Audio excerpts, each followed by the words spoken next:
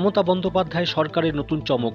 বাংলার যুবসাথী প্রকল্পের ফর্ম বিলি ও গ্রহণ নিয়ে জোর তৎপরতা দেখা গেল উত্তর দমদমে। জনমুখী প্রকল্পটির শুভারম্ভ হয়েছিল 15ই ফেব্রুয়ারি। বেকার তথা কর্মহীন যুবক যুবতীদের মাসিক 1,500 টাকা ভাতা হিসেবে প্রদান করার ঘোষণার সাথে সাথে প্রকল্পের সুযোগ গ্রহণ করার চিত্র ধরা পড়েছে বিরাটি তরুণ সেনগুপ্ত স্মৃতি ভবন চত্বরে। যুবসাথী ছাড়াও একসাথে লক্ষ্মীর ভাণ্ডার ফর্ম বিলি ও তার প্রক্রিয়ার কাজও চলছে সমানভাবে।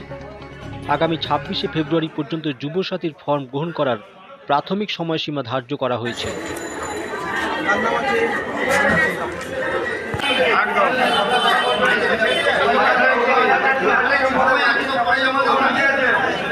110 দমদম উত্তর বিধানসভার বিধায়ক চন্দ্রিমা ভট্টাচার্য প্রথম দিন শিবিরে উপস্থিত ছিলেন। মাননীয় মুখ্যমন্ত্রী মমতা বন্দ্যোপাধ্যায় তার যে দৃষ্টি মানুষের সাথে থাকার জন্য তিনি যেভাবে পরিকল্পনাগুলো করেন, এই পরিকল্পনাগুলো বাস্তবে রূপ দিতে আমরা সবাই মিলে সচেষ্ট হয়েছি। আপনারা এসেছেন তার জন্য আমরা কৃতজ্ঞ। আমরা এটাকে কোনো গান অথবা ভাতা মনে করি না, এবং রবীন্দ্রনাথের ভাষাকে আমরা রবীন্দ্রনাথের একটা পংক্তিকে বারবার আমরা মনে করি যে তোমার যা দিয়েছি সে তোমারই দান, গ্রহণ করেছো যত, ঋণী তত করেছো আমায়। বাংলার যুবসাথী ও লক্ষ্মীর ভাণ্ডার প্রকল্পে অন্তর্ভুক্ত প্রত্যাশীদের স্বাগত জানিয়েছেন পৌরপ্রধান তথা বিশিষ্ট তৃণমূল কংগ্রেস নেতা বিধান বিশ্বাস। প্রথমেই মাননীয় মুখ্যমন্ত্রীকে ধন্যবাদ এবং কৃতজ্ঞতা জানাই যে তিনি সার্বিকভাবে বাংলার মানুষের জন্য ভাবেন, এবং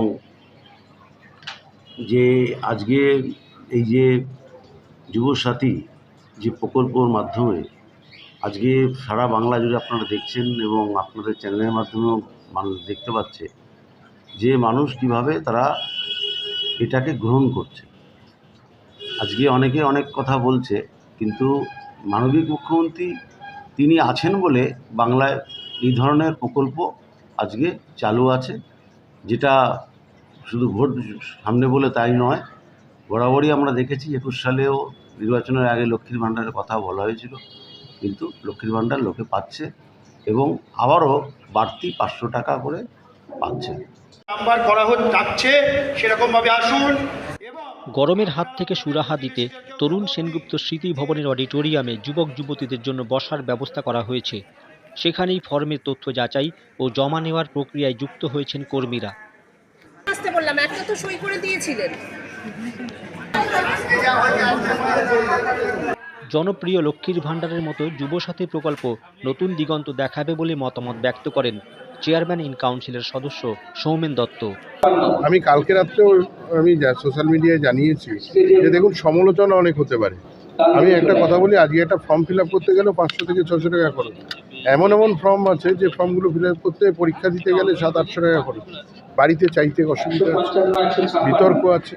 তো স্বাভাবিক ক্ষেত্রে এটা বিরাট একটা সহযোগিতা। আমি তো শুধু এটা একটা ক্ষেত্র দেখালাম, এরকম বহু ক্ষেত্র আছে যেখানে যদি এটা 1 বছর করেও সে কষ্টে কষ্টে জমায়, কোনো একটা নিজস্ব ছোটোখাটো ব্যবসার মধ্যেও সে যেতে পারবে। আমার মনে হয় যুবসাথী একটা দিগন্ত দেখাবে, যেমন লক্ষ্মীর ভাণ্ডার দেখি। 21 থেকে 40 বছর বয়সী সমস্ত যুবক যুবতী সরকারের এই জনমুখী প্রকল্পে নাম লেখাতে পেরে খুশি হয়েছেন। ফর্ম সংগ্রহের পর ফর্ম ফিল আপের বিষয়ে বেশ কিছু প্রয়োজনীয় তথ্য দিয়েছেন পৌরসভার এস্টাবলিশমেন্ট ইনচার্জ সোমনাথ সামন্ত।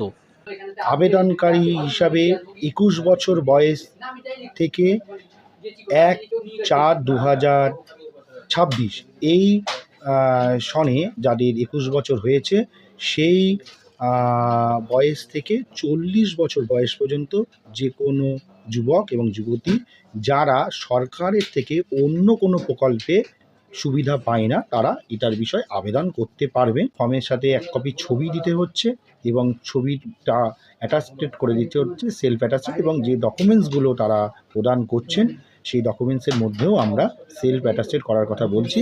ডকুমেন্টস হিসাবে আমরা বলছি যে মাধ্যমিকের অ্যাডমিট কার্ড, যেটা ফর্মের মধ্যে লেখা রয়েছে, মাধ্যমিকের মার্কশিট বা সার্টিফিকেট, আধার কার্ডের কপি লেখা আছে, ভোটার কার্ডের কপি লেখা আছে, ব্যাংক যে পাসবুক আছে সেই বুকের প্রথম পাতার জেরক্স, যেখানে নাম, আইএফসি কোড, এমআইসিআর কোড, সেগুলো ডিটেলসটা রয়েছে, সেইটা থাকতে হবে এবং সেটা অবশ্যই যেন সিঙ্গেল পার্সনের নামে, মানে যিনি আবেদনকারী তার নামেই যাতে অ্যাকাউন্টটা থাকে সেটা দেখার ব্যাপার আছে।